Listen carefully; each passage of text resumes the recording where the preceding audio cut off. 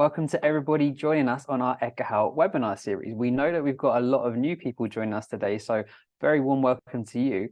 This specific webinar today is all going to be taking it back to the fundamentals around Wi-Fi. So we're going to be covering lots of great concepts of the theory of Wi-Fi, how it works, talking about things like sine waves, modulation, but then we're going to give you demos of showing you how the best practices for designs, how to collect data. And yeah, we just got tons of great content and great demos for you today. So I'll hand over to Mac to give us a formal round of introductions. Welcome, welcome. It's Matt and Mac. We are both directors of ECSE and product marketing here at Ekahau, but we are joined by our beloved Dale, sales engineer from Americas. So Matthew, hello, how are you? Very good, thank you, Mac. How are you? Never better. Thank you, Dale. How are you?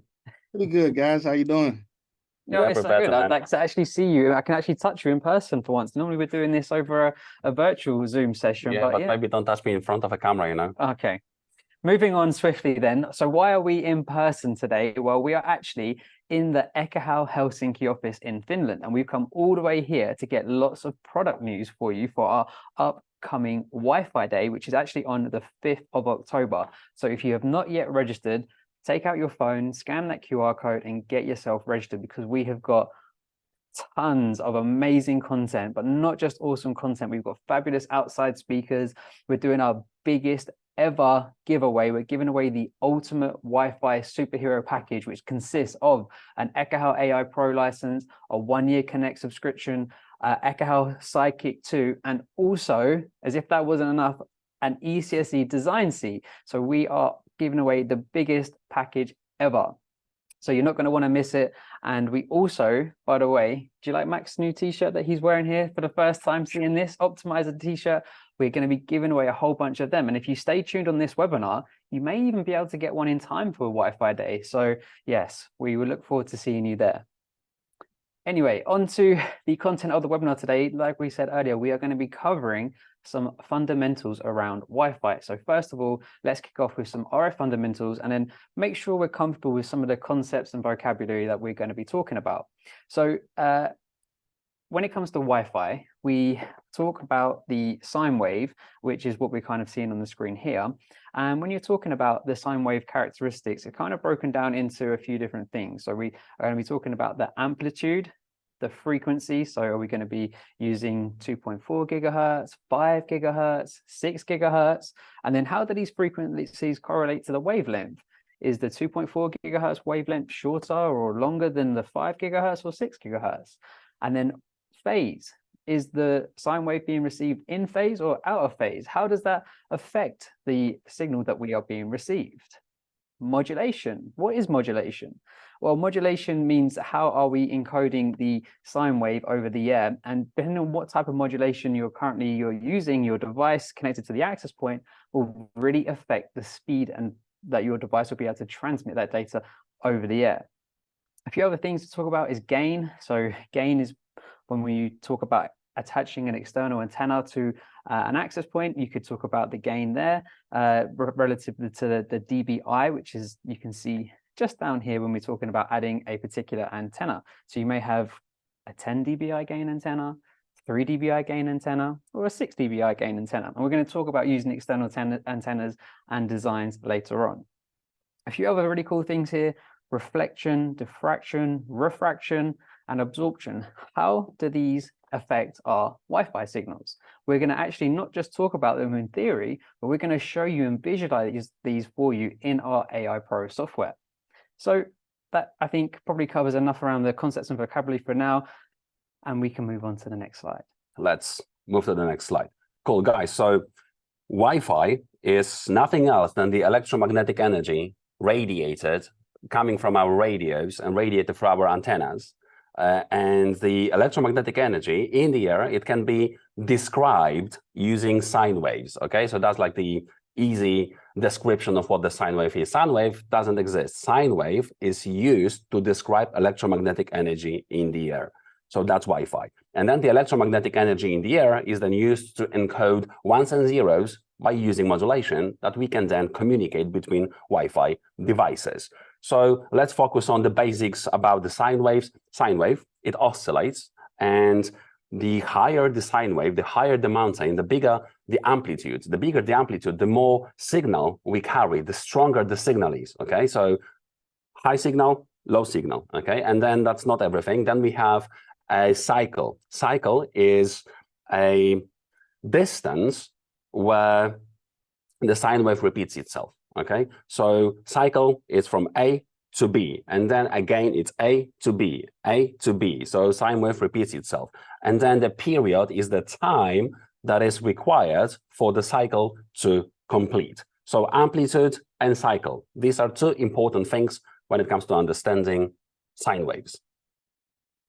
Awesome. So wavelength and frequency. So the lower the frequency, the longer the wavelength. So when we say a lower frequency here, let's say we're talking about the 2.4 gigahertz. So as this is a lower frequency, it's actually going to have a longer wavelength. If you compare that to, let's say, the 5 gigahertz or even the 6 gigahertz frequency, as that is a higher frequency, it's going to have a shorter wavelength. So that's the difference, particularly between, let's say, 2.4 and 5 gigahertz or the 6 gigahertz frequency band. Okay. So now let's talk about the amplitude, a little bit deeper dive into amplitude. So guys, amplitude is the amount of energy. That's the density of the signal that we carry, okay? So high amplitude is loud, low amplitude is quiet. And now to describe amplitude, we use different units. We have units that are absolute, like watts and milliwatts, and units that are relative, which is dBs. And since we are describing changes in power in comparison to milliwatt, we are using dB to milliwatt, which is dBm. So that's what you will see in Wi-Fi. Do we have to use dBm? We don't have to. We can stick to absolute units. But with Wi-Fi, the energy levels, they are so tiny that it's just difficult to use absolute units like watts or milliwatts, because when you start talking about, let's say, neg 67, minus 67 dBm, which is like a edge of the good coverage, consider good coverage around your cells, you are looking at 0.0000001 milliwatts, okay? So that's just a mouthful. That's difficult to say, difficult to describe. So that is why when we switch between, let's say, 0.00050 zeros and 6 zeros, instead of repeating it again, we just say we've lost 3 dBs. It's half of the power. So we'll talk about the dB math a little bit more in a second, but we use decibels to describe changes in power, okay? Changes in power. So plus 3 dBs is double the power, minus 3 dBs is half the power. Plus 10 dBs is 10 times more, minus 10 dBs is 10 times less. So that's the logarithmic scale. And that's the intro into amplitude. Awesome. Okay, so let's talk about phase. So phase is expressed in degrees, and it's a difference between two signals or sine waves. So if you were to receive these sine waves, let's say 180 degrees out of phase, this will effectively cancel it out. So I want you to imagine when you put on your, let's say you've got some noise cancelling headphones, let's say AirPods Pro or Beats or whatever ones you like to use. So when you put on your headphones and you have that active noise cancellation, how is it that when you put on these headphones, all of a sudden the outside world just gets completely blocked out? Well, what happens is that the headphones, as those sound waves are coming into the headphones, they are actively making the sound waves become out of phase. So that's how it cancels it out. So this can be a good thing for if you don't want to listen to people whilst you're sitting on a train or an airplane. But in Wi-Fi, if this happens, then this could be problematic for your signals.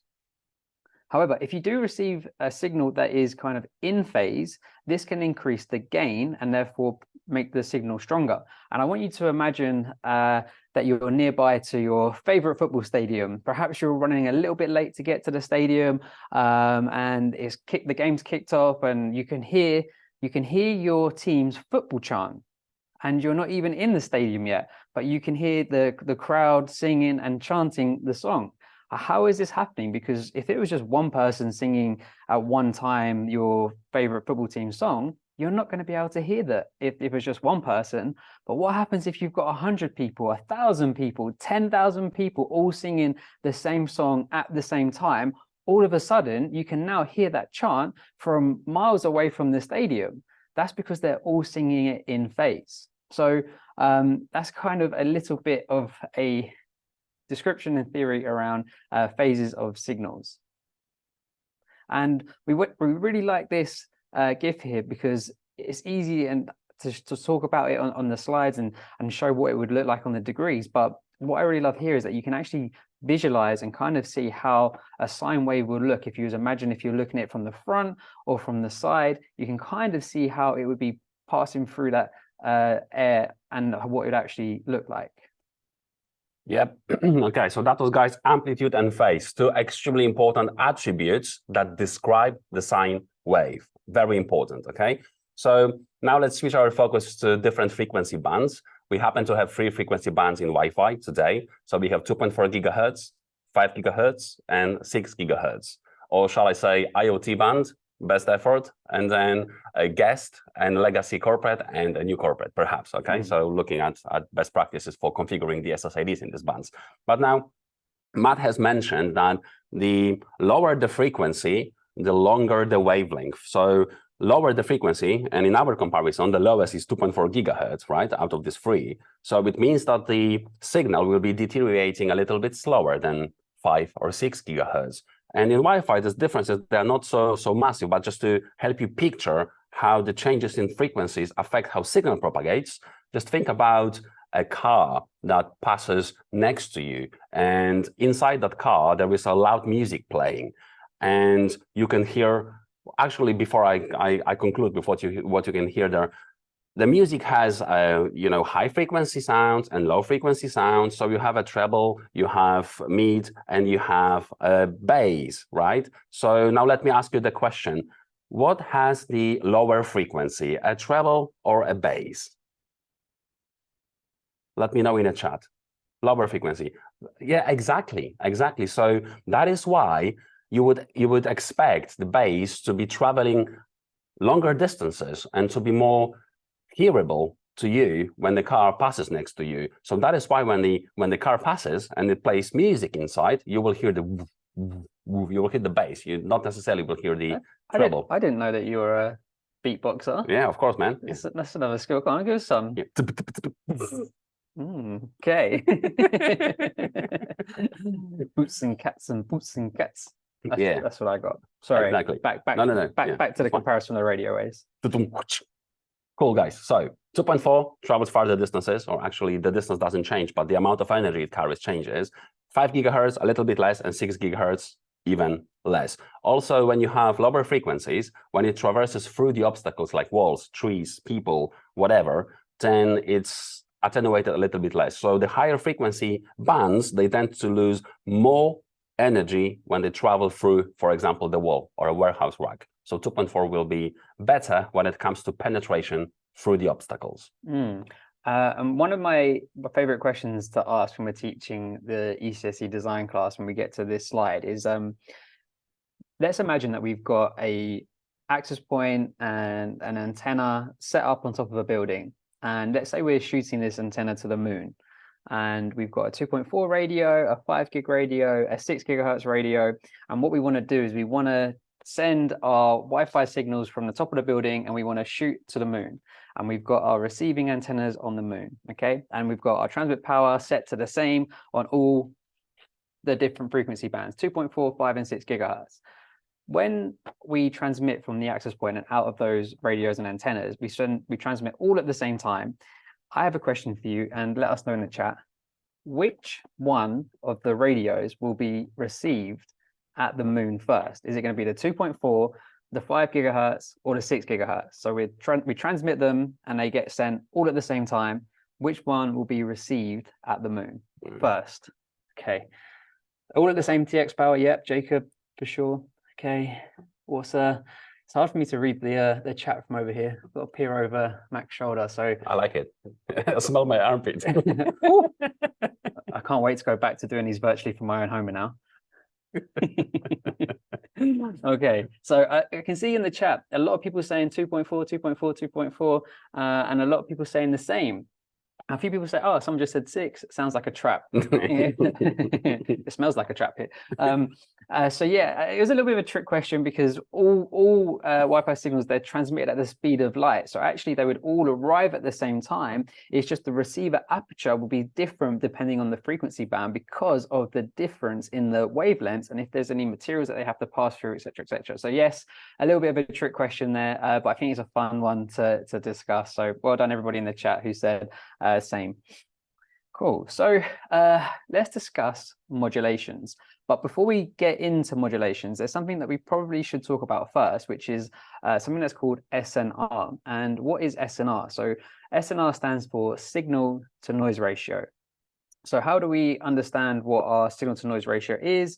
Well, whenever we are receiving a signal from, let's say, a client device, a Wi-Fi client device is receiving a signal from a wireless access point. When the access point transmits that wireless frame and it's being received by let's say my laptop in this example, when my laptop receives that frame from the access point, my laptop will be able to determine what the RSSI is of that received frame. And the RSSI stands for Received Signal Strength Indicator. So let's say that we're here in the office, there's an access point just above our head, the frame gets transmitted as the frame is received by my laptop. If I receive the frame from the access point and it's at -50 dBm, then that's the signal that my device received the frame on. But there is something happening in the background. So in Wi-Fi, there's always this background stuff happening, which we refer to as noise, and we actually refer to it as the noise floor. So what you see down here at the bottom is we've got this noise floor, this scary kind of looking stuff here, and you can see it's roughly around -95 dBm. So what the SNR is, or signal to noise ratio, is the signal strength of the frame that you've received compared to the noise floor. So in this example, if my laptop received the frame and it had a received sensitivity of -50 dBm, noise floor of -95, that means that we would have a value for our SNR at 45 dB. So the difference between where we received the frame and the noise floor that the device is calculating. So let's say if we received, let's say I move my laptop further away from the access point and I then receive the next frame and it's at -70 dBm, the noise floor is still at -95, that means we would have a 25 dB signal to noise ratio. Okay, so now let's switch to the basic types of modulation. So guys, before we dive any deeper, now you remember that the sine wave is described mostly by the, we describe the amplitude and the phase, right? So now we will use these two attributes to modulate the signal into ones and zeros, okay? So when the transmitter transmits signal, we can, from the receiving end, use this transmission to understand if the transmitter wanted to encode ones or zeros in the air, okay? So now we will be using changes in amplitude and changes in phase to encode ones and zeros. So now we will dive a little bit deeper into how the modulation works, and then you will see when it started several years ago and where we are going when it comes to encoding more and more ones and zeros at the same time in the same slot time. So let's start with the most basic modulation scheme, the BPSK. Yeah, and I just saw in the chat someone was asking what would be a good SNR value. So that's a great question. So why don't we try and answer that very quickly now? And you'll see when we go through the modulation slides about where different modulation coding schemes will work based on the SNR that your device is receiving. But let's say that you are trying to make or maintain a voice or video call over Wi-Fi. You're going to typically want to achieve at least 25 dB SNR. I mean, that's not to say that sometimes it wouldn't work if you had a 20 dB SNR or a 15 dB SNR, but if you've got a really busy environment, the higher the SNR, the better chance you're going to have good quality Wi-Fi signal that you're going to be able to use and run those applications that you're looking to do over the wireless network. So great question. Let's answer this one as well. Sure. So we have a question from Larry, and it's quite nice to answer it now. How does multiplexing work for client devices? First part of the question. And the second part is specifically, how does the client know how to combine the RF signal to improve SNR/RSSI? Very good question. So let me rephrase the question. How can we use spatial multiplexing to improve our quality of the signal? So we are using something that is called spatial multiplexing, and that means that in the access point, you will have at least 2 radios, okay? Perhaps you will have 3, maybe 4, maybe you will have 8. So let's say that these are all the mouths, okay? And then in your mobile device, most likely you will have 2 radios, okay, receiving or transmitting. And that means that access point sends something to my device, and it uses 2 radios at the same time to send the signal to my device for simplicity reasons, okay? So my device has received the signal on 2 antennas, sent by 2 antennas. Another device talks back to the access point. It says like, I acknowledge your transmission, whatever, or it transmits something back to the access point.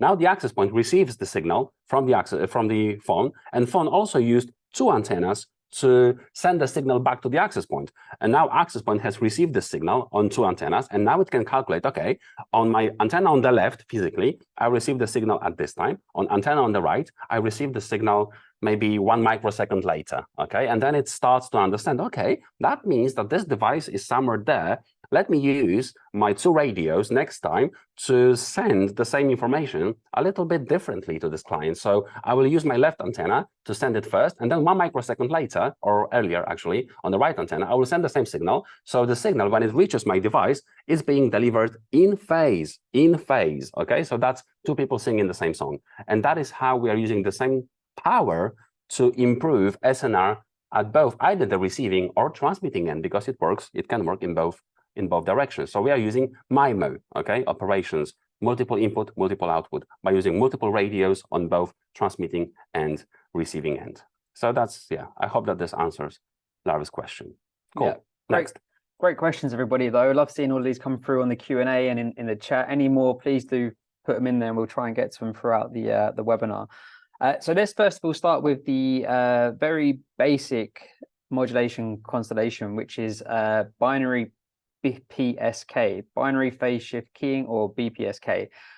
So what this means is basically when you're transmitting your signal, we are either only ever encoding that signal with a 0 or a 1.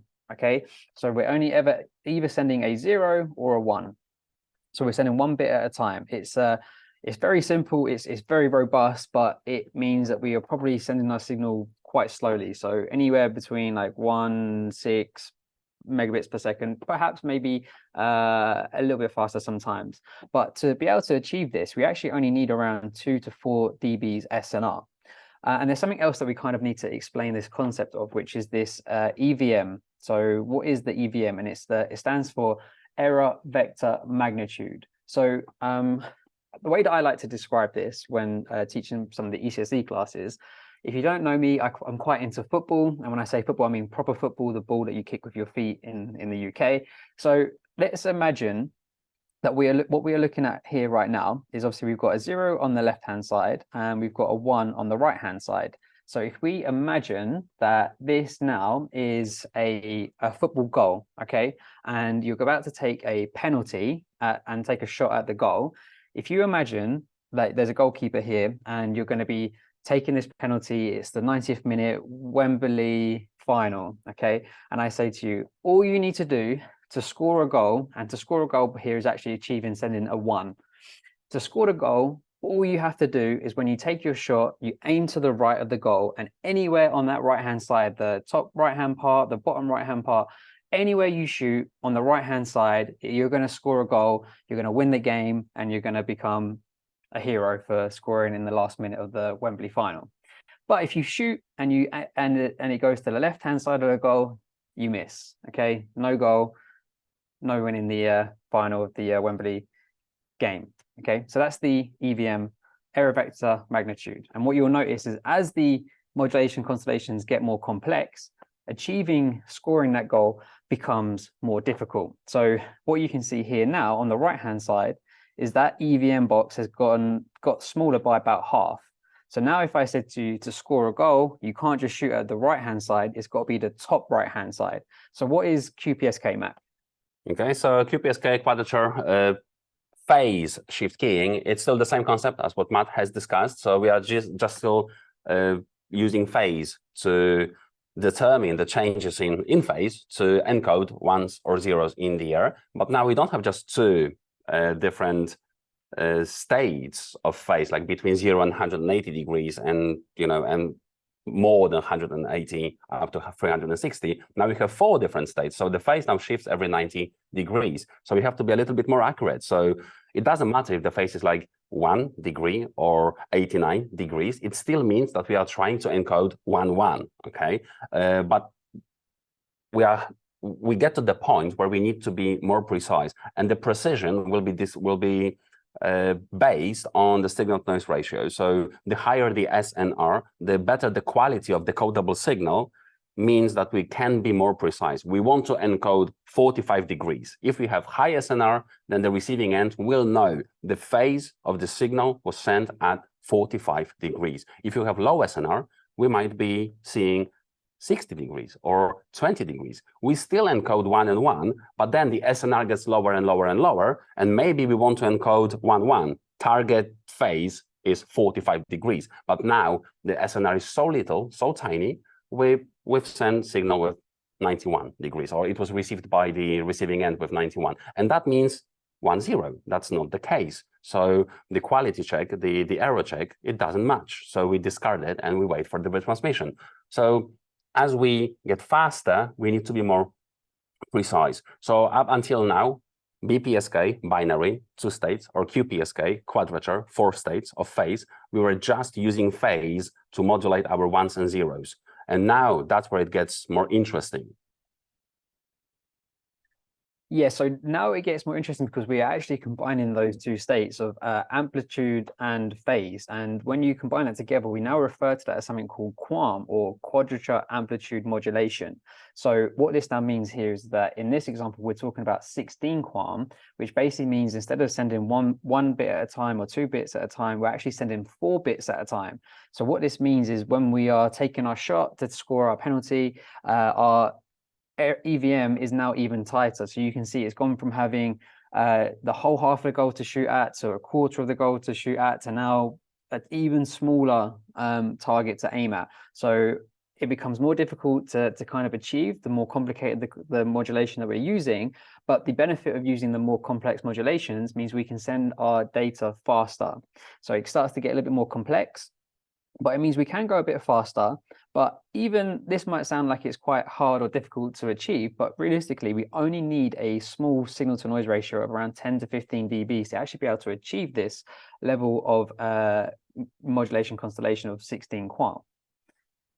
Yeah, and as we go higher and higher, like the concept stays the same. So now we are looking at 64 QAM. So instead of just 16 states, combinations of amplitude and phase changes, we now have to be able to differentiate between 64 different states. So that means that not only we have to be super precise when it comes to the direction around the quadrant, so the direction will be the phase, but also the power, amplitude, so the length of the arrow, so direction and length. And we have 64 different states. The 64 states that we have to differentiate between, it means that the EVM, error vector magnitude, the orange box on your screens, is getting tiny. But now we are not sending just 1 bit at a time, or 2 or 4. We are sending 6 bits at a time. So now it got 4 times more complex than the previous modulation of 16 QAM, but we are now gaining just 1.5 times more throughput. So it's not like double the complexity, double the speed. Not the case. It's 4 times the complexity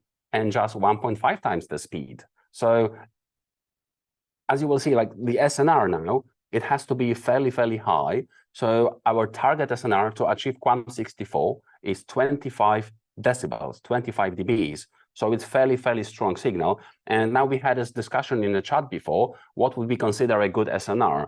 And I said 25 dBs. This is why we say 25 dBs is the lowest good SNR. We want to have at least QAM 64 modulations in all our transmissions in Wi-Fi networks. Doesn't matter if it's industrial, warehouse, carpeted office space, or a home network. If you pick under 25 dBs, then you will be using 16 QAM, QPSK, BPSK, and that translates to very low data rates and MCS rates. So 64 is the minimum we would want to try to achieve. Yep. So the that was in 64 QAM introduced with ASO 211AC or Wi-Fi 4, however you would like to refer to it. Now the next one up from this is 256 QAM. This was introduced with the next generation of Wi-Fi, so Wi-Fi 5 or ASO 2.11AC.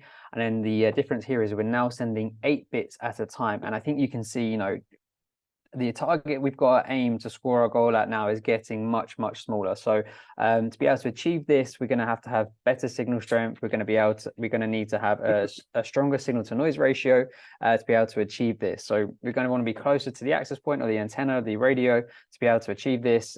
We can theoretically achieve up to some very fast speeds here, but again, this is theoretical, and there's going to be lots of ifs, buts, and maybes to actually be able to achieve that. Yep, and then 1024 QAMs is still the same concept. Now this is introduced quite recently, so with the AX, and now we have 1024 QAM, so 1024 different states of combinations of amplitude and phase. So now we have to be extremely precise, okay? And extremely precise, it means SNR of 35 or stronger. And now you might be thinking, oh, you have to be surely sitting on top of the access point. Is that the case? So we've tested it on multiple occasions with multiple vendors, multiple different devices. And the reality is that up to 11 meters on average from the access point with the transmitting power level set to 14 dBm, your typical iPhone, iPad will still have 1024 QAM, 11 meters. And the highest MCS rate also on 11 QAM is 7 meters around the access point. So if you have high-ish density placement of the access point in the office, most of your clients will be hitting 1024 QAM anyway. And now this is everything that we had for you when it comes to modulations today. Just think about the next step. And in Wi-Fi 7, 802.11bt, we will have 4096 QAM available, okay? Crazy. Okay, so what happens then when you have interference issues with your Wi-Fi? So let's look at a different set of values here. So we've got an SNR value here of 10 dBs, we've got an SNR value here of 15 dBs, and then an SNR value here of 20 dBs. And then you can see we've got a few different modulations. We've got QPSK, 16 QAM, and 64 QAM. So if we take a look at this box here on the left-hand side, when we've got a signal to noise ratio of 10 dBs, you can see how it would still be very easy to achieve this QPSK. If we're trying to shoot and take a shot and get into one of these quadrants, you know, it's easy to see it and easy to achieve. However, if we move up one level to that 16 QAM, when we have a signal to noise ratio of 10 dBs, you can see here how it becomes very difficult to see where we should be shooting and be very accurate, and it's going to become more and more difficult. And then if you take a look at 64 QAM, you can see it's going to be very difficult to achieve. However, moving over to the 15 dB signal to noise ratio for the 16 QAM, we can see that the targets are quite clear where they are now in the quadrants, and it should be okay to be able to achieve that. However, but for 64 QAM, very difficult again. Unless you have 20 dBs of signal to noise ratio, it's going to be quite unlikely that we'll be able to achieve this level of modulation. Exactly, and that leads to great questions. So guys, you are asking, does the modulation work per client, per transmission, whatever? So we have like 3 questions open in Q&A, 1 question about that in chat. So 4 people asking for pretty much the same thing. So guys, long story short is every single frame transmitted, for every single frame, your transmitting device will make a decision what MCS rate, what modulation to use to transmit that frame, okay? So every time. So for example, if you have like 20 dBs of modulation and you want to use 64 QAM, your device decides, its algorithm, its firmware on the Wi-Fi NIC decides that you want to try 64 QAM and it's successful, it will try 64 QAM again. Maybe it will go now to 256 QAM. It will send the transmission, but now it doesn't have an acknowledgement. So for the next frame, it thought, oh, 256 failed. I will go back to 64, maybe. Maybe I'll go back to 16 QAM. That depends on the client. It's a client's decision for every frame it sends. It's called the rate shifting, okay? Dynamic rate shifting. And if you don't have too many retransmissions, you might be going higher, and higher. And then you sit on 1024 QAM, but then you start moving farther away from the access point and you start having retransmissions of your own frames. You didn't have an acknowledgement for your frames, then you will be getting down to QAM 256. No acknowledgement, maybe you will try QAM 64, no acknowledgement, moving farther away, maybe you'll try QAM 16, and now you have good transmission. Yeah. Transmission, ACK, transmission, ACK. Yeah, ACK, ACK, ACK. Yeah. So that's the dynamic rate shifting. Very important concept to understand. Guys, if you want to dive a little bit deeper into dynamic rate shifting and see how many possibilities we have for different Wi-Fi generations, for different Wi-Fi PHYs, so like between A, B, G, and AC, AX, go to mcsindex.com, mcsindex.com. Put it in the chat. I will put it in the chat, and then you will see how many different possibilities we have. And this decision about which MCS rates to use is per frame, per client. Okay, cool. So let's switch to the next slide. We are already there. So now let's discuss quickly, how does the SNR, how does the modulation translate to how much time do a device spend using airtime? So as you know, Wi-Fi is a half duplex medium. So we have a finite amount of spectrum available for our transmissions. The reality is on a single frequency, so on a single channel, when you have 50 devices connected to a single radio, 51 will be contending for the airtime, because that includes also the access points. And then if you have devices that are farther away from the access point, their SNR gets lower, or if you have a lot of noise or a lot of interference, then your SNR gets smaller and your modulation scheme used gets crappier, like, you know, more conservative.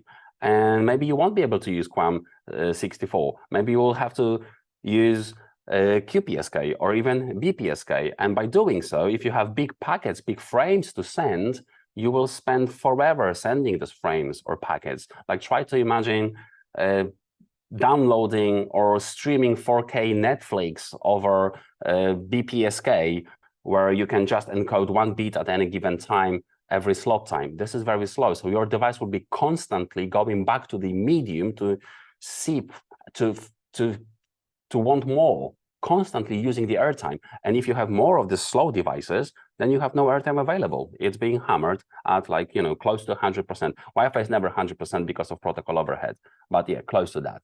And that's the airtime and SNR and modulations. So we mentioned at the beginning of the webinar that there may be a way for you to get this awesome new optimizer t-shirt ahead of Wi-Fi Day. And that's right, 50 people who post on LinkedIn or Twitter using the Wi-Fi Day hashtag is going to get a free new Ekahau optimizer shirt. So you just need to either pull out your phone, scan that QR code, and it will automatically do a tweet or an X for you. What do you call it now? Is it Twitter? Is it X? We don't know. Let's call it Twitter for now. But we totally understand and appreciate that some of you on here may not have Twitter or X. So if you just want to go onto LinkedIn, use that hashtag. We're going to go through and select random people to give away this amazing new t-shirt, which you can then wear at Wi-Fi Day with all of us as well. So go ahead, do it. We're giving away 50. There's a lot there to be won. So yes, go and do it. And I look forward to seeing lots of you wearing it for Wi-Fi Day. Okay, so then some design best practices, Mac. Yeah, sure. So guys, we wanted to like put together a quick best practices. We will actually be having a demo around this best practices, or a bunch of demos. So, excuse me. First of all, before you even start thinking about having good Wi-Fi, if it's a design or optimization of our existing Wi-Fi, the most important thing is to define your requirements, define your success criteria, understand what you want to achieve with your Wi-Fi. Is it for the voice and video? Is it for data only? Is it for something else? So requirements is the most important thing. You understand what your network is for, and then you translate it to technical requirements, like what is the RSSI you would like to see from your devices? What is the SNR, like this 25, for example? So to get SNR of 25, to have QAM 64, you want to have RSSI, received signal strength, of neg 67. That combined with a typical noise floor of, what was it, 67 plus 25 or minus 25, is it 92 noise floor? That would translate to SNR of 25. Okay, so that, define your requirements. Second point is understand your requirements, understand your environment. So environment is very important. So layout, mounting limitations, attenuation, all of that is super important. So you get to the office, you get to the warehouse, you are doing a new design of a network, for example. You decide, I want to place my access point in this 100 locations. but you haven't checked if you can really run a cable to these locations. You haven't even maybe been on the site. Maybe you're doing an off-plan design. It's difficult because the architect might come back to you later saying out of 100 outlined locations, you can't use 99 of them because of aesthetic concerns, because of problems with running a cable. So you need to understand all that stuff.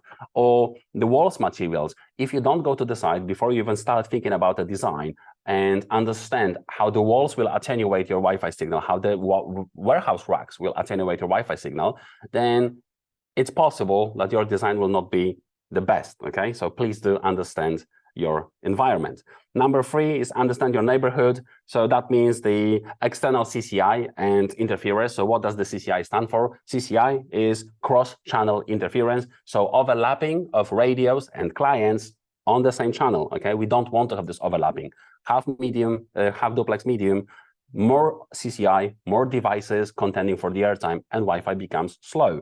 And now the funny thing is your Wi-Fi might be perfect, but your neighbors might be really, really affecting it super negatively. So you want to understand it and plan around it. Number 4, cover what you want while not covering what you don't want. That means use correct antennas and locations of those antennas for the purpose. We will have demo about that. And number 5, your design might be spotless, okay, physical design, but you might screw up the configuration. So it's very important to understand how to configure your network properly, how to optimize your network properly, and we'll be going through that as well.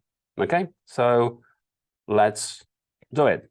Yeah, so let's talk about the kind of life cycle of the Wi-Fi life cycle and how Ekahau can help guide you to that awesome Wi-Fi. So Mac was just talking about doing a design, but we really need to be able to go on site, collect the accurate measurement data, use that data for our design, but not only just for once you've designed the network, but you want to maintain the network. You don't want to just design the network, get it optimized from day one, and then just walk away and never come back, because your RF changes all the time. The RF environment and your physical environment, those things are going to change, which means we want to be able to easily go there, collect data, and then analyze that data, and then based on the data that you collect over different periods of time, optimize the performance of the wireless network. So Optimizer is a brand new thing that we've launched into our Ekahau cloud, which allows the data that it has been easily collected with your mobile device and Sidekick 2 to get analyzed and give you these optimizations regularly. So when you're going back over time, monthly, quarterly, however often you're going to your different sites to collect that data, you can always stay on top of what is happening in the environment and be fluid and flexible to make those changes to ensure you have great, awesome Wi-Fi. So on that note, we want to give you some demos now. So we've got some packed demos to show you. So first of all, starting with some basics with the design best practices and how RF works, what we've got here is our Ekahau AI Pro software. And let me just move my Zoom control session. So what we've got here is we've got a floor plan and we've got lots of different walls drawn, and we haven't got any access points placed currently right now. So this is what we refer to as doing your simulation or your predictive model inside of Ekahau. So if I wanted to go and grab myself an access point now, I just come underneath this design tab, click on the AP icon, and what I can do if I want to, I can search for a particular model of access point. We have thousands and thousands and thousands. I challenge you to try and find an access point or antenna that we don't have in our AI Pro database. But for now, I'm just going to use this Meraki MR57, which is a tri-band capable access point. So what happens now when I place this access point here? Ekahau is now going to be predicting what the signal strength on that particular frequency band that we are looking at right now is going to behave in this environment. And how it's doing that is based off of a metric called the free space path loss. So it's always very important that you accurately define your scale in Ekahau AI Pro, because everything in Wi-Fi is distance related. So the free space path loss is the natural flow or fall of attenuation of the wireless signal coming from the radio over free space. And then you have something that's called the inverse square law, which basically means each time you double the distance from the point source of energy, you have around 1/4 the power. So that if we had no walls or anything drawn here, we would just see what that would look like over time in complete free space. But well, in all of our environments, we have different obstacles like walls or racks or shelves, anything like that can cause attenuation of the RF. And depending on the type of wall that you have in your environment, that's going to absorb, which we were talking about earlier, the signal in different levels. So what you can see here is we've got some concrete walls. If I click on, like, let's say this wall over here, actually, let me just turn off that exclusion area. That's why we don't see any signal, because I defined it as an area that we don't want to see the signal. But if I click on it, what you can see is that a concrete wall typically will have a attenuation value of around 12 dBs, but depending on the thickness of the wall, that attenuation could be more, it could be less. What you always want to do is go and test your actual environment, your site that you're going to be deploying the Wi-Fi at, to understand these physical materials, because a concrete wall could be 12 dBs or it could be 20, and that difference is going to play a huge part on how the signal is going to carry through the site. We've got another type of wall here, drywall, sheetrock, however you like to refer to it. Typically it's a 3 dB drywall, but I've been caught out before where I assumed it was a drywall, but what I didn't realize is that it was actually a drywall covering up a brick wall. So it went drywall, brick wall, drywall. So I was expecting just a 3 dB of attenuation. It actually turned out to be something crazy, like 15 dBs of attenuation. So I wasn't prepared for the signal to not go that far. So it can massively affect your design and the performance of the network if you don't get that right first time. And we mentioned something else earlier at the start of the webinar about some different characteristics of the sine waves and what can happen. So at the moment, what we're looking at here is the free space path loss, the inverse square law, and then the subtraction of the wall materials that we've got on site. However, in Ekahau, we can actually visualize the phenomenon of some other characteristics that we mentioned earlier, but we have to turn it on. And the way that we turn it on in Ekahau AI Pro to look at these characteristics, which is actually refraction and diffraction, is by coming to the visualization legend at the bottom and then sliding the accuracy from high to the maximum. And you'll see here that this now changes, that we are also enabling reflections and diffractions. So what is that? Well, a reflection is, let's say that you've got an environment which has got a lot of glass in. Glass can be something that can cause the Wi-Fi signal to bounce off that material and then come back and go around in another way. And then the diffractions is when an RF signal bends around a type of material. So what I've done now, by enabling this maximum visualization, what you can see here in Ekahau AI Pro, whereas before the signal it looked like it was cutting off over here, what Ekahau is now calculating is those additional characteristics of the sine wave and how it will move throughout the building.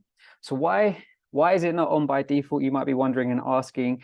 Well, it takes a lot more math and power to work this out. So if you have the max visualization on to begin with, when you start to design, you may notice that it's going to take a while to calculate these heat maps. So that's why it's not on by default, but also you can do your design first just based off that free space path loss and inverse square law and the subtraction of the attenuation values of the walls. And once you've completed your design, you can then turn on the maximum visualization to see if it affects anything or changes where you may or may not want to place your access points and antennas.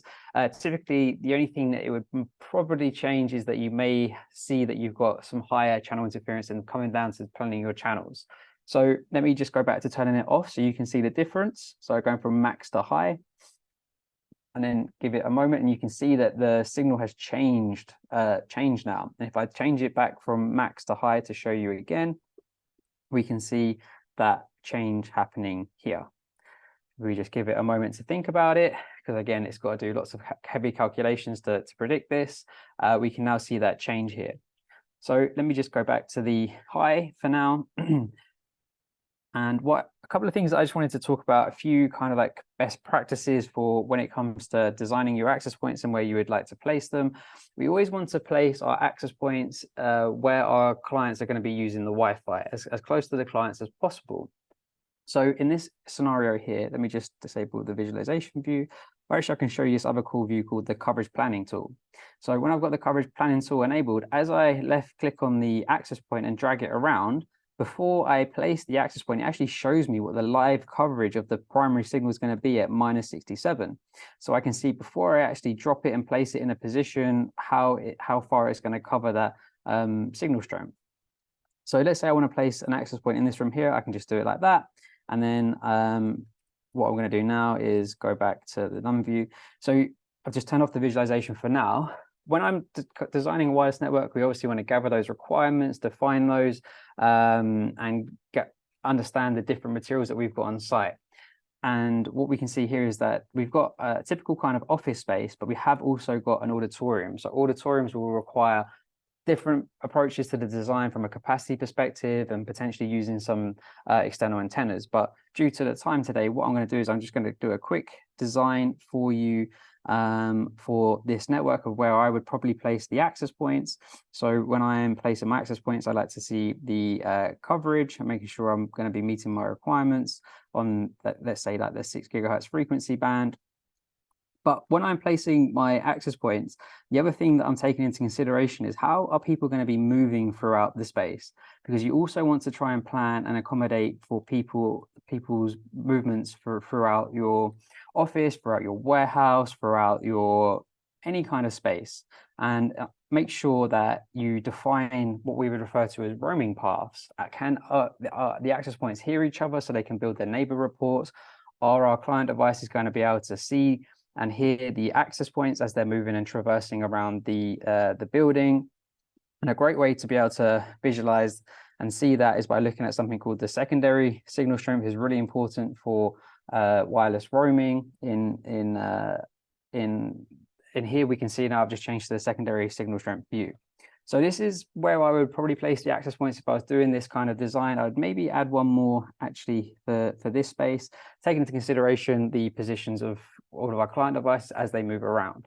Then I would obviously update the channels and things like that. But what I'm going to do now is I'm going to pass over to Matt because he's got a few demos to show you. So why don't I stop sharing and you take over?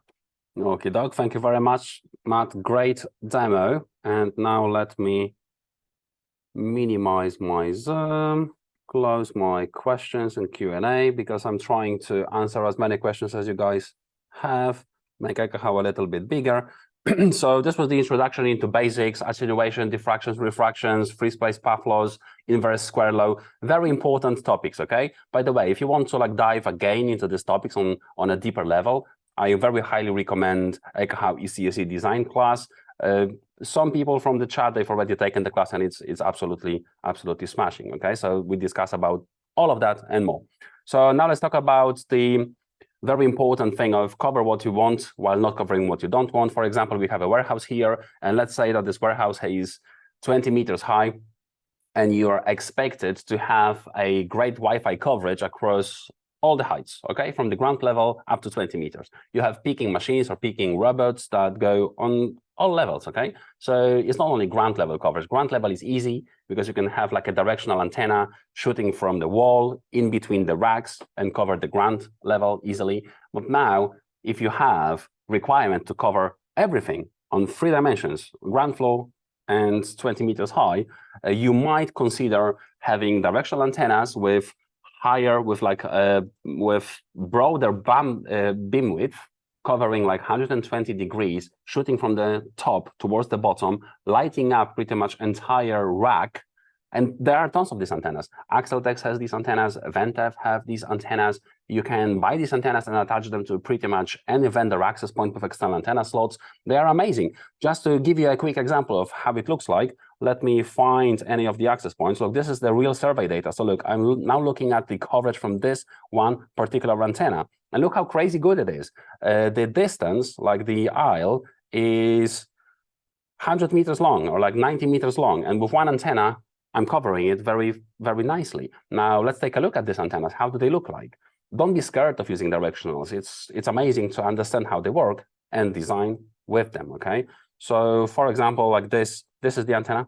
So that's mounted like, let's say, 20 meters above the ground. Maybe it was 15, doesn't matter. Let me zoom in into that antenna. And look, that's just a patch warehouse grade antenna that lights up entire aisle, okay? So I won't be dwelling more on that. If you want to know the exact models of these antennas available, hit us up. You know where to find us on LinkedIn or X, or you can send an email to macdaring@ekahau.com or mattstalling@ekahau.com. Send emails to him, he likes emails. Okay, so that's pretty much it. I wouldn't like to use omnidirectional antennas that cover everything at the ceiling level, okay? Because by the time the signal gets to the ground level, it's pretty much gone. Okay, that's why we have directional antenna that covers everything from 20 meters up to the ground level. I see these survey paths here. Why don't you show everyone, Mac, how easy it is to collect measured survey data using Ekahau? That's exactly my plan. So, ladies and gentlemen, I have... You need to click on here. Yes, I have a Sidekick connected to my iPad, okay? And now I will take it for a walk. So I will be doing a quick autopilot survey, okay? So autopilot survey, it uses Apple ARKit, so gyroscope, accelerometer, camera, compass, and yeah. So I'm using all of that now to calibrate my position. Let me get to the column. So I will be standing next to the column to calibrate my system. And with autopilot, it's so cool to capture measured Wi-Fi data. You don't have to really click anything after you properly calibrate your initial survey. So I hit auto and I'm standing next to this column here, getting ready. Please hold on. Recording, please move and set your location. So I'm moving to the next column in front of me to calibrate the system. So now I'm standing next to the next column. I hit where I am. And now I'm walking around hands off. Guys, I'm not clicking anything. The system locates itself, right? So let me go to the boardroom and I will walk around the table. I'm honestly not clicking anything. iPad locates itself while my Sidekick gets all the data about Wi-Fi and spectrum in our beautiful Ekahau office. Okay, so now we will use that data in a second. Last demo of the day, where Matthew will run this data through the optimizer, and then we will be able to see step by step how to fix our Ekahau network in the office. Okay, so look at that, guys. I have my iPad in the middle of the table. How crazy is that? Like, this is so accurate. It blows my mind every time I use it. Okay, so that's everything that I wanted to show you when it comes to how to capture survey data with Ekahau Sidekick and survey application on your mobile device. Now, going back to you, Matthew, let me stop mirroring my screen. Yep. So Mac has just done an autopilot of the Helsinki office, which we have here. Once he's collected that data, it automatically gets synced up to our Ekahau cloud, which is where I am right now. And what you would typically do before to analyze the network is you would go through floor plan by floor plan, level by level, visualization by visualization, analyze controller configuration, and come up with a set of recommendations or configurations to improve the performance of the Wi-Fi network. And if you can imagine, if you've got a massive network consists of lots of floors, that can be a lot of data to sift through, and we could potentially miss some of the things that's causing us to have a not optimal wireless network. However, all you need to do now is go for a simple walk around the site with your Sidekick 2 and your mobile device. When it syncs to the cloud, it automatically gets analyzed. So now if I click on this optimizer button, what you can see here is a bunch of categories broken down from coverage, performance, mobility, security to spectrum. And what Ekahau is doing is analyzing your specific network against your specific requirements, and also how you have configured your wireless network. And what it does then, it gives you a specific set of recommendations on how you can improve and optimize your network. So if I just say, let's say, take a look at a few of these different cards. So here it says that I need to improve my primary coverage. I can click on this, and what I can see here is actually on the 6 gigahertz frequency band, we are not quite meeting our requirements as like we would be. So I can simply click on that and it will change the visualization to show that 6 gigahertz. So we can see that primary coverage is maybe a little bit of an issue here in the office, but what the other great thing about Optimizer is that it also gives you a high-level overview of that particular metric that you're looking at. So saving you from having to go and do your own research or going onto ChatGPT and asking what is this particular criteria I'm looking at, you can just read this little blurb here and it's going to give you a really nice overview of that particular criteria that you're looking at. And then what we do is we give you those step-by-step recommendations on how you can improve the performance of your network. So I really like this here, how easy and concise it is to follow. And the recommendation here around making sure your access points and antennas are installed correctly, because if they're not, that would be a reason why you could potentially have some coverage issues. And hey, if the transmitting power radios of the access points are less than 14 to 17 dBm, why don't you try setting it to that to see if that improves the performance of the network here? So if I go from looking at the primary coverage to the, let's say, the secondary coverage, you can see how much more of an impact not having those radios set to that higher transmitting power is having in the network right here in the Ekahau Helsinki office. So we can take a look at the typical visualizations that you'd probably expect to see in Ekahau AI Pro or in the survey app. But the thing that I really like about the Ekahau Optimizer is it can actually take a look at how you've configured your network. So not just the visualizations you would expect to see, but also the configuration. So for example, here in this performance, we can see that this recommendation here is to try increasing your minimum basic rate. So what it does, it takes a look at the SSIDs that you've got configured. And if it sees that some of your SSIDs are using those lower basic rates, we give you a recommendation to set it to either 12 or 24 megabits, depending on the density of your network. Which, you know, if you have the lower data rates enabled, it means clients are going to be able to stay connected farther away, send that data slower, talking about those MCS rates and modulation schemes from before. And if a client device is connected really far away and transmitting data slowly, then it's going to impact the other client devices around. So I really love Optimizer. Makes it really quick and easy to view lots and lots of data for lots of your sites faster, and implement these kind of recommendations and optimizations so you can have a great performing wireless network. Again, lots of things we can see here, including channel interference. We can see there's a lot of channel interference here, lots of great tips and recommendations on how we can mitigate and actually improve the network from having such a high amount of channel interference. So that's a quick demo of Optimizer. I think that may kind of be it from the slides and the demos perspective. So I think we're pretty much just over a little bit today, but what we can do is we can stay on for a few extra minutes because I can see that the chat is blowing up and the Q&A, and we're going to bring back our superstar Dale because I'm sure he's got quite a few questions prepared for us. But yeah, because we have so many new people here as well, if you have some questions, do feel free to pop them in the chat or the Q&A right now. Yeah, first, definitely great presentation, guys. A lot of great information out there. So some of the questions being asked, I'll go through as many as we have time for, but one of those is, does interference from other devices impact SNR?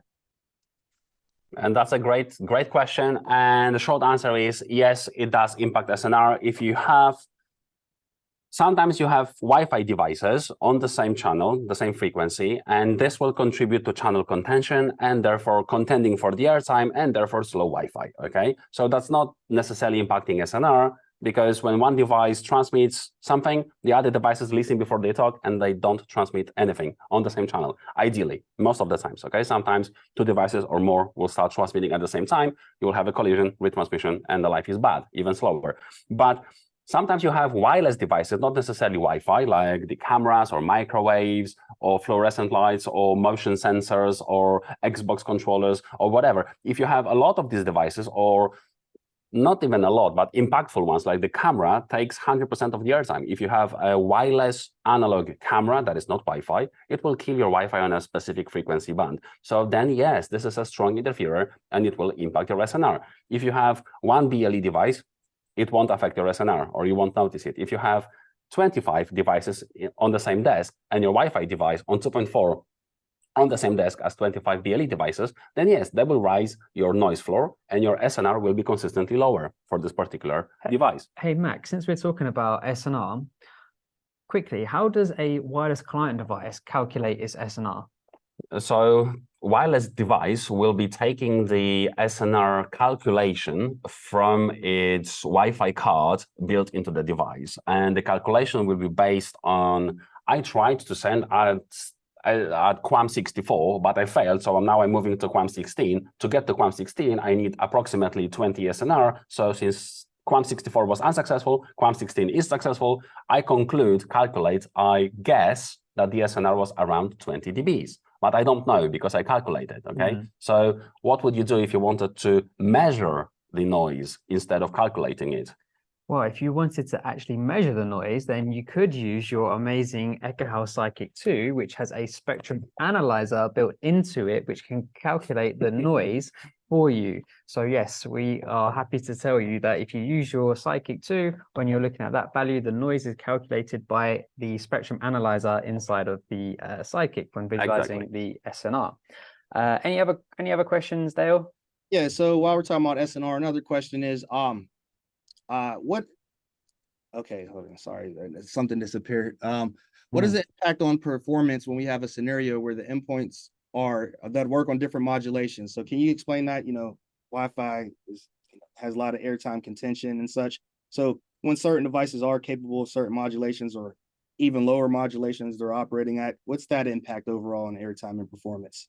Yeah, great question. So I'll take this one. So when you have client devices that are, let's say maybe older client devices, they are not going to necessarily be able to achieve the same sort of speeds as our brand new fancy iPhone 15s, for example. Oh, by the way, anyone got an iPhone 15 yet? Anyone get one? Okay. Got sidetracked there, but yeah, like our brand new shiny iPhone 15, that's gonna be able to do 802.11ax, achieve the 1024 QAM. But what if you've got really old barcode scanners in the warehouse from 2001 or 2002, and let's say that they're connected at quite a distance away from the access point, so their signal strength is low and their SNR is low. Well, if you have a mix of those types of devices that are connected quite far away from the access point, radio or antenna, the older devices, and you've got brand newer devices closer to the access points with good signal strength and good signal to noise ratio and capable of doing those more complex modulations, when the device is farther away, the older devices that use less complex modulations win the game to access the Wi-Fi medium by transmitting the channel. Well, when they're transmitting, they're going to have to transmit their data at a slower rate. So when they're transmitting, if they have a big file to send, what it's going to mean is it's going to take them longer to be able to transmit that frame. So they're going to eat up into our airtime. We sometimes talk about this under the umbrella of like airtime utilization. How long is it going to take for this device to transmit its frame, to be able to completely download its file or send its information or whatever it's going to do? And the slower that the device is sending it, typically in Wi-Fi, only one device can talk at a time on a channel. So when a device is taking a long time to transmit and send its data, other devices, they're going to have to wait in turn to access the channel before they can send and receive their wireless frames. So the kind of short answer is the older, slower devices, if they are able to connect from a further distance, they're going to slow down and impact the performance of the wireless network. So that's why when I showed you that card in Optimizer around the minimum basic rates, we recommend having a higher minimum basic rate for your SSIDs and your networks, especially if you've got a high density environment, because this will mean that older devices and devices from really far away, they're not going to be able to stay connected to an access point and transmit the wireless frames slower, and therefore impact the performance of the network. So I hope that kind of answers the question there. Yep. Another question, would you be concerned that the wireless devices with low power transmitters like mobile devices, tablets, in those warehouse environments with high ceilings, and you have the APs mounted at about 20 meters high, would you be concerned about signal from those devices getting back to the AP and their corresponding antennas? Great question from Seth. Amazing question. Actually, we have two questions about that. One from Seth, one from Jason. So let's answer both of them at the same time. And it works in both directions, guys. So if you have a directional antenna that is very, very strong towards a device, when the device, like a tiny little barcode scanner or an iPhone, talks back to the access point through the directional antenna, it also increases the antenna receiving sensitivity, okay? So if antenna is high gain, it's high gain in transmitting direction and in receiving direction as well. So if the barcode scanner can hear my AP, for as long as I match the transmitting power level, I will hear back the barcode scanner. So now I mentioned quickly matching transmitting power level. It's an important concept. Let's use like a slightly easier example, this office, okay? So this office is full of access points with internal omnidirectional antennas, and they have around 3 dBi passive gain, okay? Now, my iPhone has an antenna that is like a printed zigzag little tiny crappy antenna, and it has 3 dBs passive loss, okay? So this guy can do like 21 or 22 dBm on a radio level. If I take 21 minus 3 dBi passive loss, I'm looking now at transmitting capabilities of this device. EIRP will be 18 dBm, okay? EIRP from this device. Now from my access points, if I set them on like 14, 15 dBm, and I have 3 dBs passive gain on the antenna, I'm looking at the same EIRP. So I have a match, and that's great. And it works exactly the same in the warehouse as well. Receiving sensitivity and transmitting capabilities are exchangeable with directionals. So I hope that this helps. We have time for one more. I know we're like 10 minutes past the hour. Time for one more Sure. question. All right. Sure. Can you briefly explain stacking access points between floors? That's another question. Yeah, definitely. Actually, I just saw that question. So why don't I actually share my screen again? Because that is a great question. So the question here is stacking access points between floors. So I do actually have 2 floors in this design right now, okay, in this simulation. So at the moment we're on floor 2. If I go to floor 1, what we will see, let me go to primary signal strength. So what you'll see here is I've not got any access points placed on this floor. Okay, but what we're seeing is the bleed coming through from the floor above. So the access points on floor 2, they're now bleeding down to floor 1. So what you can see here is in Ekahau, we can create a 3D model of the building, and you can see that floor 2 is on the top, floor 1 is on the bottom. And I just have to align these floors, and it shows the that it's all aligned okay. And just like setting attenuation values for walls on the floor, we can actually set attenuation values for the floors or for the ceiling. So I could change this from being, let's say, a basement to maybe hardly any, and we will see that the visualization changes now because it's only got 10 dBs of attenuation. I could set it to be an office in the US, or perhaps an office in the EU. You can change these settings on the right hand side here.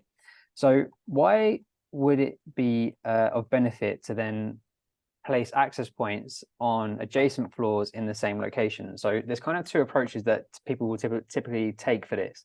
One is the stacking. So placing, let's say that if I just go up to floor 2 quickly, we can see that I've placed an access point here and an access point here.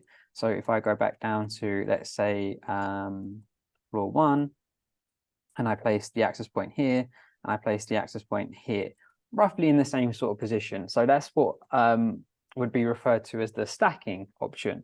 Before I talk about the pros and cons of this versus another option, which is sometimes referred to as salt and peppering. So salt and peppering would be, rather than placing the access point directly below or above the AP on the adjacent floor, is you would move it to be in a slightly different position. So let's say it's going to be here. And for this one, perhaps it would be over here. So they're not quite in the same position anymore now. So they're not stacked on top of each other. They are kind of maybe like diagonal or whatever from the other floor. So salt and peppering. So why do people do either? Okay, is one right? Is one wrong?